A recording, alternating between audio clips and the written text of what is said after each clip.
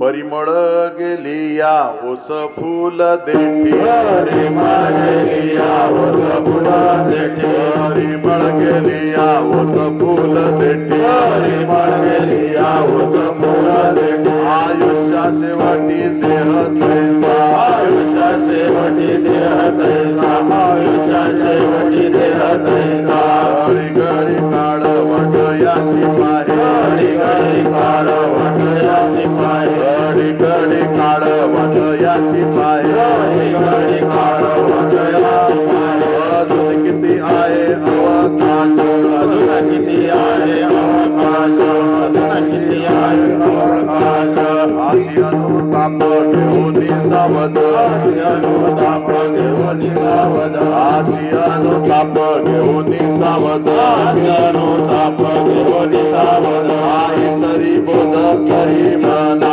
आई तरी बोध करी म्हणा आई तरी बोध करी म्हणा एकदाच उरला कटवांगरायाचे एकदाच उरला कटवांगरायाचे एकदाच उरला कटवांगरायाचे एकदाच उरला कटवांगरायाचे आज्ञा तैजा कशी प्राप्त झाली आज्ञा कशी प्राप्त झाली आज्ञा कशी प्राप्त झाली हरिमुखी गाता हरपरी चिंता हरिमुखी गाता हरपरी चिंता हरिमुखी गाता हरपरी चिंता हरिमुखी गाता हरपरी चिंता नाही मागुता जन्म घेणे नाही मागुता जन्म घेणे नाही मागुता जन्म घेणे सापडला हरी दयाला साधन सापडला हरी दयाला साधन सापडला हरी दयाला साधन सापडला हरी दयाला साधन एका जनार्दनी हरी बोला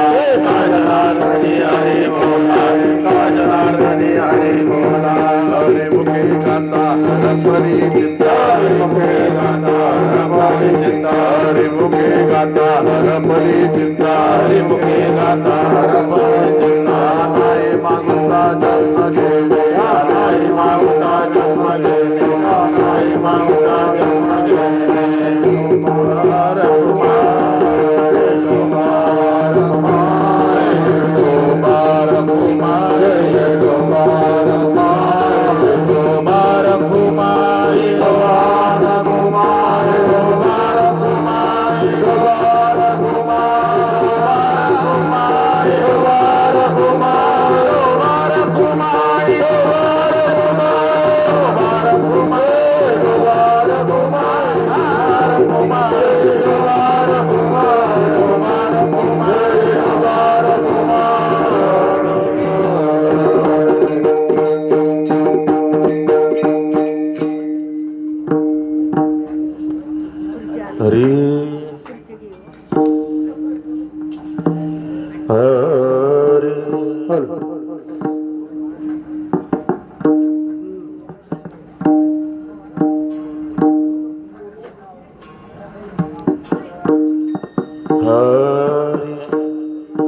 परिमळ गेली या ओस फूल देठी परिमळ गेली या ओस फूल देठी परिमळ गेली या ओस फूल देठी परिमळ गेली या ओस फूल देठी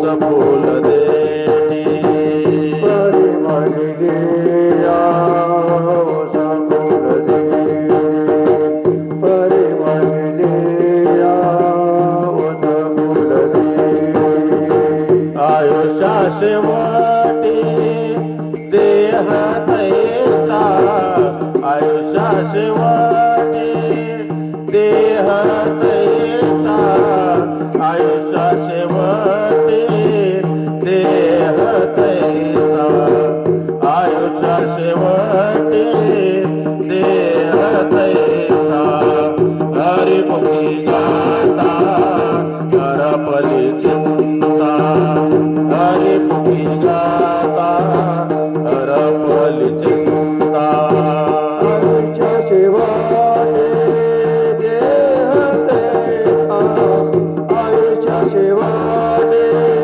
देह तैसा आयुष्या शेवटी देह तैसा आयुष्या शेवटी देह तैसा हरे मुक्ता हरे मुक्ता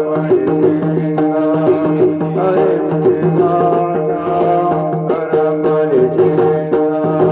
वरी पड गेली या ओठ फूल देठी परिमळ गेली या ओठ फूल देठी परिमलिया ओठ फूल देठी परिमलिया ओठ फूल देठी आयुष्या शेवटी देह तैसा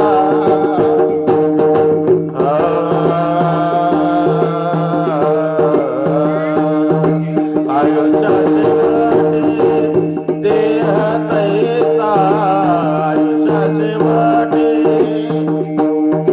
देह तैसा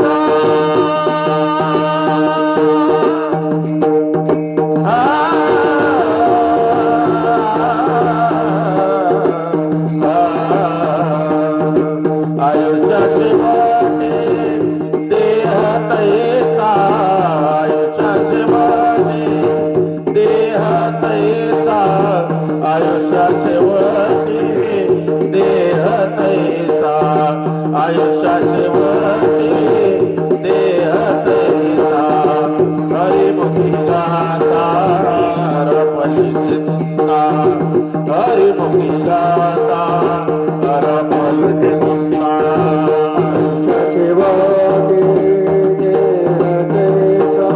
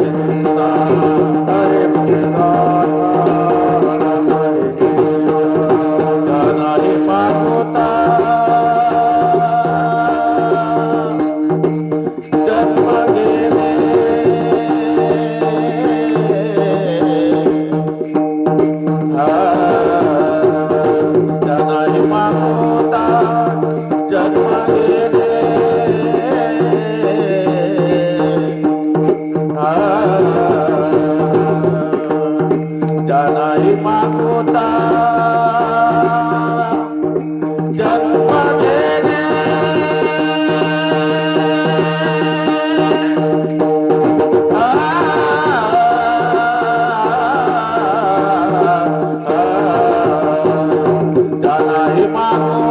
जाणारी मागोता जन्म घेणे जाणारी मागोता जन्म घेणे जाणारी मागोता जन्म घेणे जाणारी मागोता जन्म घेणे हरिमुखी गाता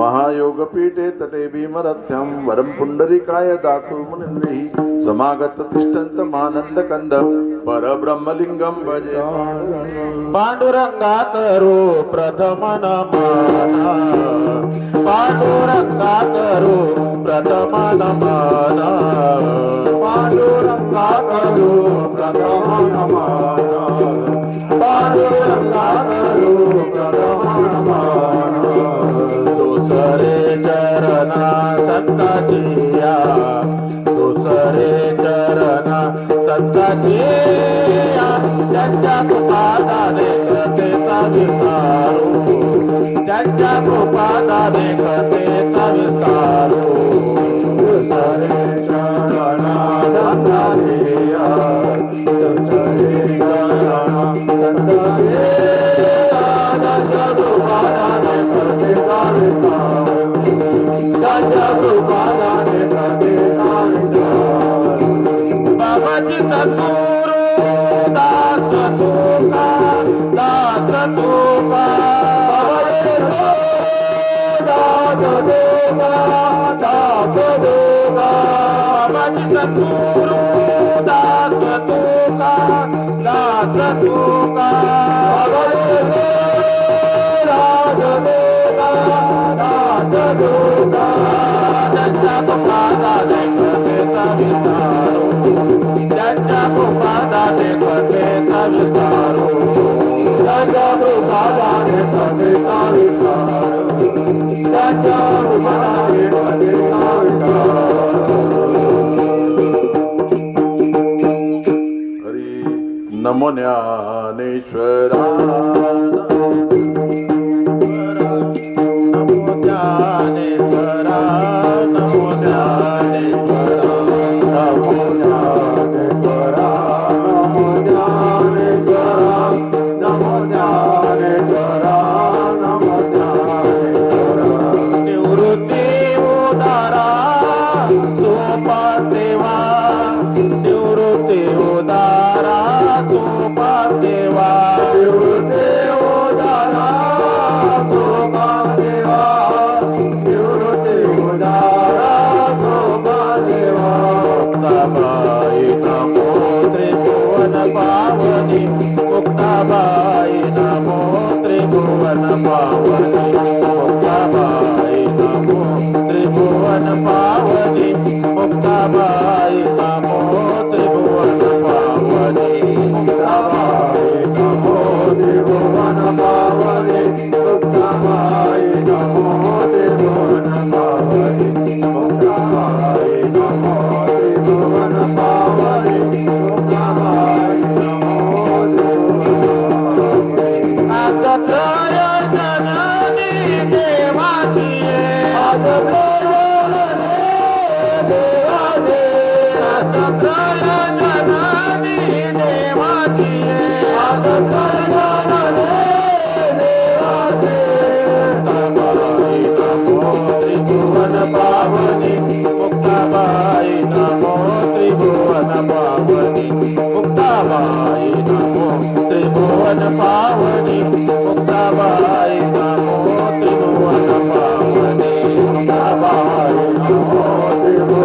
भावने मुक्ताबाई नमो त्रिभुवन भावने मुक्ताबाई नमो त्रिभुवन भावने मुक्ताबाई नमो त्रिभुवन भावने हरी माझी वाणी तुझे वर्णी गुणना माझी वाणी तुझे वर्णी गुणना माझे वाणी तुझे वर्णी गुणनाम माझी वाणी तुझे वर्णी गुणनाम कसे देई प्रेम काही करा, काही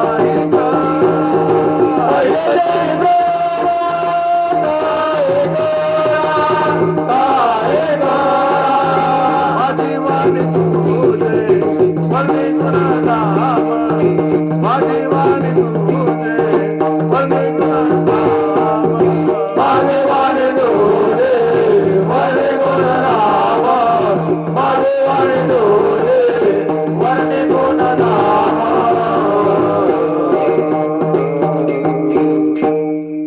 अखिल कोट ब्रह्मांड परमात्मा या परमात्म्याच्या दरबारामधील भुसावळ गावातील देनानगर इथला हा कार्यक्रम आहे.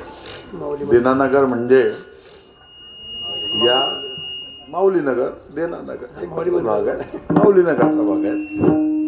तर सर्व देणारेच आहेत. देनानगर म्हणजे काय, देणारे नगर. आणि त्यातल्या त्यात माऊलीचा आशीर्वाद आहे. डबल योग आहे, दुग्ध क्षेत्र योग आहे, काही हरकत नाही. आणि संपूर्ण हरिभक्तपरायण गुरुवर्य धनजी महाराज यांच्या पदस्पर्शाने पावन झालेली ही भूमी आणि त्यांनी जे कष्ट केले त्यांचं फळ आमच्यासारख्या या पिढीला मिळालं आहे. कारण त्याचा परिपाक काय आहे तर भुसावळमध्ये अशी एकही गल्ली सुटली नाही की जिथे श्रीमद भागवत सप्ताह होत आहे. आपोआप होतात का नाही, तर गुरुवर्यांनी जे केलेले श्रम आहे त्याचं फळ हे आपल्या या नगरीला आहे. विठाल विठाल विठाल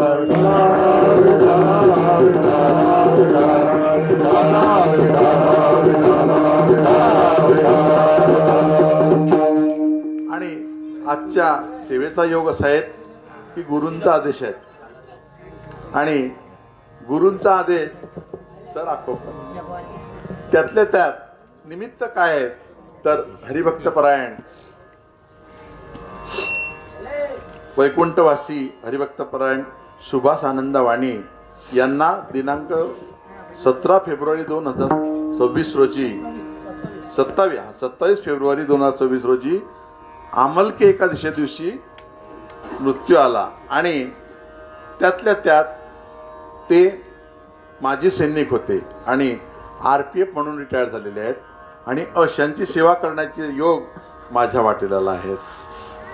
म्हणून तुकोबा राहते का अभंगामध्ये म्हणतात आहेत तुका म्हणे मग गोळ त्यांची तरी माझ्या दैवा पार नाही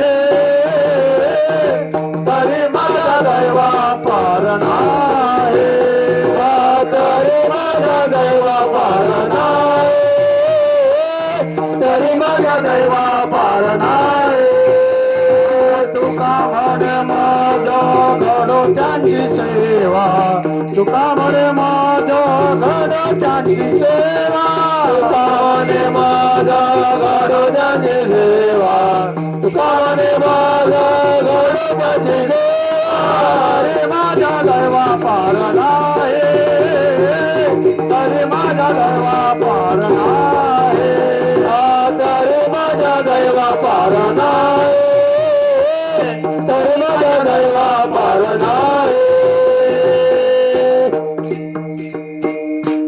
हरिभक्तपरायण किशोरजी महाराज यांनी मला आदेश दिला की तुम्हाला इथे कीर्तनाची सेवा करायची आहे आणि म्हणून मी या सेवेला हजर झालो आहे. तर हरिभक्तपरायण सुभाषजी वाणी यांचे पुत्र स्वप्नील सुभाष वाणी, मिलिंद सुभाष वाणी, त्यांच्या दोघंही सुविद्ध पत्नी कविता आणि हेमांगी आणि नातवंड मुग्धा, दुर्वंश प्रिन्स आणि तसेच त्यांची बहीण म्हणजे मुलांची आत्या जनाबाई दिलीप झोपे आणि त्यांचे भाऊ प्रकाश आनंद वाणी, विठ्ठल आनंद वाणी आणि त्यांचा संपूर्ण वाणी परिवार आणि संपूर्ण जे वाड्यातील लोक आहेत, वराळ चिंचे नातेवाईक, देनानगरचे, मौलीनगरचे सर्व लोक इथे जमलेले आहेत. तर हे उत्तर कार्याचं कीर्तन आहेत आणि उत्तर कार्याचं कीर्तन असल्यामुळे आपण इतर गोष्टीकडे काही वळणार नाहीत आणि म्हणून या उत्तर कार्याच्या निमित्ताने हा सेवेचा योग आला. पुनच्च त्यांचा जो परिवार आहे त्या परिवारांनी हे उत्तर कार्याचं कीर्तन केलं म्हणून तुकोबारा त्यांना धन्य देतात, त्यांना धन्य देतात, त्यांच्या आईवडिलांना सुद्धा धन्यवाद देतात. तयाचा हरिक वाटे देवा, तयाचा हरिक वाटे देवा, तयाचा हरिक वाटे देवा, तयाचा हरिक वाटे देवा. पुरी कन्या पुत्र होती जे सात्विक, पुरी कन्या पुत्र होती जे सात्विक, पुरी कन्या पुत्र होती जे सात्विक, पुरी कन्या पुत्र होती जे सात्विक. तयाचा हरिक वाटे देवा, तयाचा हरिक वाटे देवा, तयाचा हरिक वाटे देवा.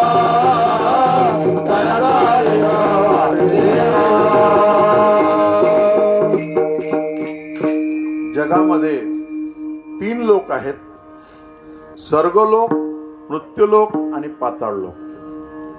स्वर्गातील लोकांना म्हणजे देवांना मरण नाही, पाताळातील लोकांना मरण आहे आणि मृत्यूलोक जे आहेत त्या मृत्यूलोकामधील प्रत्येकाला मरण आहेत. ज्यांचा जन्माचा सोहळा झाला, बारशाचा सोहळा झाला, त्यांचं उत्तर कार्य ठरलेलं आहे. म्हणून या पृथ्वीवर, या मृत्यूलोकावर जे जे लोक जन्माला येतात त्यांना मरावंच लागतं. येथे नाही उरो आले अवतार, येथे नाही उरो आले अवतार, येथे नाही उरो आले अवतार, येथे नाही उरो आले अवतार, येथे नाही उरो आले अवतार, येथे नाही उरो आले अवतार, येथे नाही उरो आले अवतार, येथे नाही उरो आले अवतार. हेरते पामारा जीव किती, हेरते पामारा जीव किती, हेरते नाही उरो आले अवतार, येथे नाही उरो आले अवतार, येथे नाही उरो आले अवतार, येथे नाही उरो आले अवतार, आले अवतार. माऊलींनी प्रमाण एकदम बरोबर दिलं की येथे नाही उलो आले अवतार, येरते पामारे सत्व. आपण सर्वसामान्य माणसं आहोत, तर सर्वसामान्य माणसांना सुद्धा मरावंच लागतं. इथे जपी तपी संन्यासी साधू संत महंत आले, प्रत्येकाचा जन्म झाला आणि प्रत्येकाला मरावं लागतं. इवन रामकृष्ण हे सुद्धा अवतार आले, अवतार कार्य संपलं आणि त्यांना सुद्धा जावंच लागलं. आणि त्या युक्तीप्रमाणे व्यक्तीत मेल्यानंतर श्राद्ध कर्म आपण करतो. श्राद्ध कर्म याचा अर्थच काय आहे की अतिशय श्रद्धेनं केलेलं कार्य. आणि हे श्राद्ध 13 दिवसाचंच करायला पाहिजे. अलीकडच्या काळामध्ये लोकांजवळ वेळ नसल्यामुळे काही समाजांमध्ये पद्धत सुरू झाली आहे 5 दिवसाचं. ज्या दिवशी वारला त्या दिवशी अंत्यसंस्कार, दुसऱ्या दिवशी काढणार, तिसऱ्या दिवशी मग 10वा आणि 5व्या दिवशी डायरेक्ट उत्तर कार्य. तसं शास्त्राला मान्य नाही. म्हणून उत्तर कार्य हे नेहमी 13 दिवसातच करावं. का करावं? भजन करा, सांगतो तुम्हाला. विठ्ठल विठ्ठल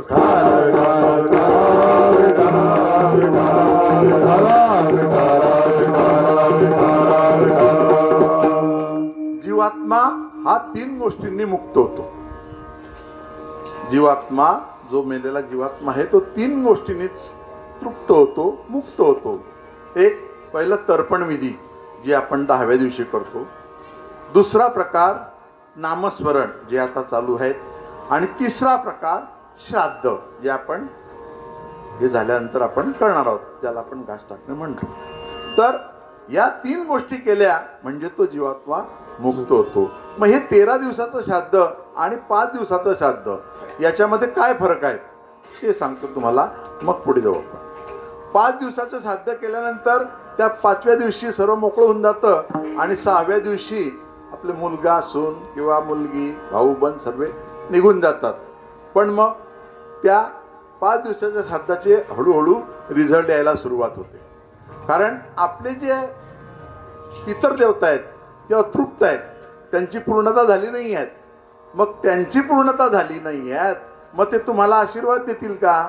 मग जसं जसं 1 वर्ष झालं की मग आपल्या घरातलीच महिला शेजारींना म्हणते का, हो ताई, आमचे बाबा गेले ना किंवा आमची आई गेली तेव्हापासून सर्व आमचं उलटच होत आहे, कोणतंच काम होत नाही, व्यत्यय येत आहे. त्याला कारण काय आहे? तर त्याला हे कारण आहे की बाई, तू फक्त 5 दिवसाचं श्राद्ध करून निघून आली आहे, तो आत्मा अतृप्त आहे, तृप्त झालेला नाही आहे, मग तुला आशीर्वाद कसा काय देईल?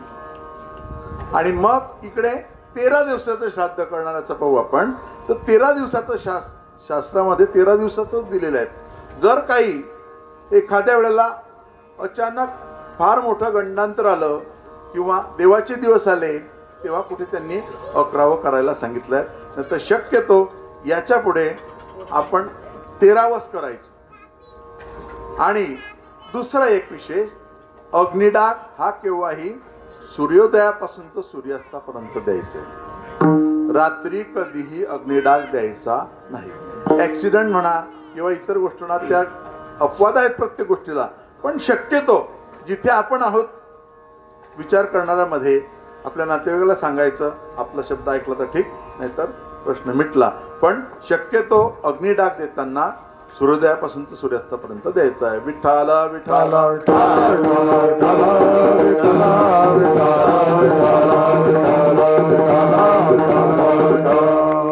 13 दिवसाचंच श्राद्ध का करावं? तर त्या 13 दिवसामध्ये त्या आपल्या गरुड पुराणामध्ये वर्णन आहेत की पहिले 3 दिवस आपण जे जे सत्कर्म करतो, जन्मापासून तर मरेपर्यंत, जन्मापासून तर मरेपर्यंत प्रत्येक कर्माचा हिशोब आपला लिहिला जातो. मग हे कोण लिहितं? तर आपल्या प्रत्येकाच्या खांद्यामध्ये अष्टवसू बसलेले आहेत आणि अष्टवसू बसलेले असताना ते प्रत्येक कर्माचा हिशोब लिहितात. तुम्ही सत्कर्म केलं, चांगलं काम केलं तर तुमचं पुण्य जमा होतं. दुष्कर्म केलं, वाईट कर्म केलं तर तुमचं पाप निर्माण होतं. आणि या प्रत्येकाचा हिशोब मेल्यानंतर पहिले 3 दिवस आपण आयुष्यभर जे जे सत्कर्म केलं, जे चांगलं काम केलं, त्या पुण्याचा हिशोब पहिले 3 दिवस लागतो. कोण लिहितं? तर हे अष्टवधू करतात. नंतर 3 दिवस झाले, 4, 5, 6 पुढचे 3 दिवस आपण आयुष्यभर जे काही आपल्या मनात नसताना नकळत सुद्धा पाप होतं, त्या पापाची बेरीज सुरू होते. संपूर्ण 4, 5, 6 पुढचे 3 दिवस पापाची बेरीज करतात. मग नकळत होणारं पाप कोणतं आहे? आपण महिला मंडळासोबतच घेऊ किंवा आपण सांगू शकतो की नकळत घडणारं पाप. संत मंडळी आली, महाराज मंडळी आली आणि महिलांनी उत्तम स्वयंपाक तयार केला, सोबत कढी वगैरे ठेवली आणि आता नकळत घडणारा पापाचा दृष्टांत आहे हा. महिलाची इच्छा काय असते की महाराजांनी गरम गरम कढी प्यावी. मग कढी वाढलेली असताना त्या वाट्या कोणत्या असतात? स्टीलच्या वाट्या असतात. आणि भरताना महिलांना सांगतो, भरताना आपण कधी अर्धी वाटी भरतो का? पूर्ण फुल वाटी भरतो. आधीच कढी गरम त्यातल्या त्यात ती वाटी स्टीलची आणि ती स्टीलची वाटी वाटली जाते सर्वांनाच, महाराज असेल गावकऱ्यांना सुद्धा. मग महाराज जेवण करता करता वाढलं म्हणजे घेतात आणि नकळत ही वाटी गरम, कढी गरम आणि पहिल्याच गोटाला जीभ चढते, पोट पडतं. वास्तविक महिलेचा विचार असतो का मनामध्ये की बा महाराजांना चटका लागला पाहिजे, असा कोणाच्याच मनात विचार नसतो, पण नकळत घडणार पाप आहे. तर असं नकळत घडणार पाप किंवा होऊन केलेलं पाप याची बेरीज सुद्धा ते 4, 5, 6 त्या दिवशी होते. नंतर पुढचे 7, 8, 9 या 3 दिवसामध्ये या पाप आणि पुण्याची वजाबाकी केली जाते. वास्तविक सहज आपण ज्यांनी आयुष्यभर सत्कर्म केलं, आयुष्यभर पुण्य कमवलं, त्याची बेरीज वजाबाकी केली तर त्यांचं पुण्य शिल्लक राहील. आणि ज्याने आयुष्यभर वाईट दिला, आयुष्यभर शेजाऱ्याला शिव्या दिल्या, आयुष्यभर शेतांचे बांधच कोरले, त्यांचं काय जमा होईल? याचा अर्थ असा, मी उच्च विद्याविभूषित जरी असला तरी मी एक शेतकऱ्याचाच पुत्र आहे आणि वास्तवाला धरून मी कीर्तन करणारा मनुष्य आहे. विठ्ठल विठ्ठल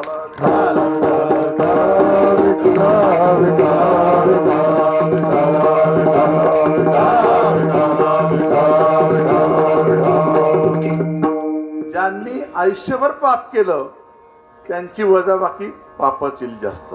मग 2 प्रारब्ध तयार झाले 9व्या दिवशी, एक पुण्यात्मक प्रारब्ध आणि एक पापात्मक प्रारब्ध. मग ते 10 आदित्य, त्या 10व्या दिवशी ते 10 आदित्य ठरवतात की याला कोणत्या योनीमध्ये जन्माला घालायचं आहे. कारण ब्रह्मदेवाने 84 लक्ष योनी निर्माण केल्या आहेत. मग आपलं जर प्रारब्ध उच्चात्मक असेल, पुण्यात्मक असेल तर आपल्याला चांगल्या योनीत जन्म मिळतो, आणि आपलं जर प्रारब्ध नीच असेल, पापात्मक असेल तर नीच योनीत जन्म मिळतो. मग 12व्या दिवशी ते आपल्या प्रारब्धाची जी गाठोडी आहे ती प्रारब्धाची गाठोडी ते अय्यमा देवीकडे दिली जाते. मग अय्यमा देवी कोण आहेत? तर हे अय्यमा देवी आपल्या पितर देवतांची श्रेष्ठ देवता आहेत. तिच्याकडे ते प्रारब्धाची गाठोडी दिली जाते आणि मग ती काय करते, आपल्या प्रारब्धानुसार आपल्याला जन्म घालते. एखाद्या वेळेला ते प्रारब्धाची गती किंवा प्रारब्धाची गाठोडी, समजा तिने हत्तीणीच्या पोटामध्ये तो प्रारब्ध ठेवलं, मग जेव्हा हत्तीण व्याते आणि व्याल्यानंतर जे पिलू बाहेर पडतं ते पिलू, त्या पिलाला त्या हत्तीणीलाच आई म्हणावं लागेल. हरिणीला आई म्हणून चालेल का? नाही. मग का हो महाराज, इथे शंका अशी निर्माण होते की आम्ही दररोज पुण्यही करतो आणि दररोज पापही करतो. म्हणजे पुण्याची आणि पापाची जर वजाबाकी केली तर आमची शून्य येते. मग जेव्हा कुठे शून्य येते तेव्हा कुठे आपल्याला हा नरदेह मिळतो. म्हणून नाथ महाराज म्हणतात की हा नरदेह कसा आहे? दुर्लभ आहे. नरदेह दुर्लभ दाना, नरदेह दुर्लभ दाना, नरदेह दुर्लभ दाना, नरदेह दुर्लभ दाना. वर्षाची गणना, शतवर्षाची गणना, शतवर्षाची गणना, शतवर्षाची गणना. मध्ये दुःख यातना, दयामध्ये दुःख यातना, दयामध्ये दुःख यातना, दयामध्ये दुःख यातना. तुम्ही आठवा मधुसूदना, तुम्ही आठवा मधुसूदना, आठवा मधुसूदना, तुम्ही आठवा मधुसूदना. तुम्ही वासुदेव वासुदेव म्हणा रे, तुम्ही वासुदेव वासुदेव म्हणा, तुम्ही वासुदेव वासुदेव म्हणा रे, तुम्ही वासुदेव वासुदेव म्हणा, तुम्ही वासुदेव वासुदेव म्हणा रे, वासुदेव वासुदेव म्हणा, तुम्ही वासुदेव वासुदेव म्हणा रे, वासुदेव वासुदेव म्हणा. हा नरदेह मग आपल्याला मिळतो. अनेक जन्म आपल्या तपश्चर्या करावी लागते आणि म्हणून आपण जे उत्तर कार्य आहेत हे 13 दिवसाचंच करावं. आता याच्या उलट ज्याने 5 दिवसाचं केलं त्याला रिझल्ट मिळत नाही, मग ते जातात. आपल्या महिला मंडळ किंवा माणसं असतातच, बाबा आमच्या घरचं ते सर्व उलटच होत आहे, उलटच होत आहे. दादा सांगतात, बिनिकरी दादा सारखे किंवा ज्येष्ठ श्रेष्ठ, भाऊ आमच्या इथलं प्रमाण खूप चांगलं सांगतो. काय सांगतो खूप आणि त्याचे रिझल्ट सुद्धा येतात. चालले मग त्यांच्याकडे तो सांगतो, विचारतो तुमचं कुळ गोत्र आणि ते विचारल्यानंतर तो एका मिनिटात सांगतो, 5 सुद्धा नाही, तुम्हाला पितृदोष आहे. काय सांगतो तो, तुम्हाला पितृदोष आहे, तुम्हाला नारायण नागबली करावी लागेल. मग त्या आर्थिक परिस्थितीनुसार नारायण नागबली असते. चांगले खातेपित्या घरचे असले तुम्हाला त्र्यंबकेश्वरला जावं लागेल. थोडंसं गरीब आहेत, कंडारीची सुद्धा चालते. म्हणून मग आपण सर्व खर्च करतो. आणि नारायण नागबली विधी काय आहे, तिथे गेल्यानंतर 3 दिवसाचा जो विधी आपण 10वा 11वा 12वा करतो, तोच विधी तिथे त्र्यंबकेश्वरला जाऊन, मग तिथे गेल्यानंतर वर्षभराने आपण जो त्रास होतो आपल्या घराला वर्ष 2 वर्षाचा, त्यातल्या त्यात भाऊबंद सुद्धा घेऊन जावे लागतात.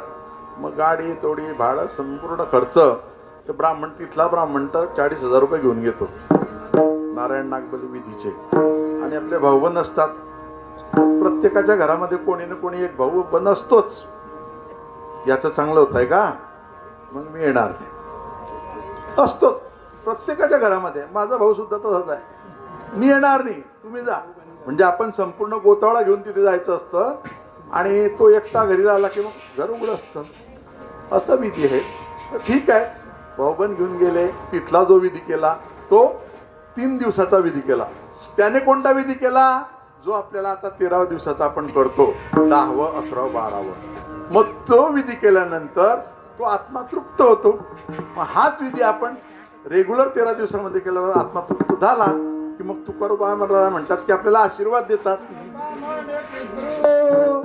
आशीर्वाद देते तुका म्हणे पितृ, आशीर्वाद देते तुका म्हणे पितृ, आशीर्वाद देते तुका म्हणे पितृ, आशीर्वाद देते तुका म्हणे पितृ, आशीर्वाद देते तुका म्हणे पितृ, आशीर्वाद देते तुका म्हणे पितृ, आशीर्वाद देते तुका म्हणे पितृ, आशीर्वाद देते.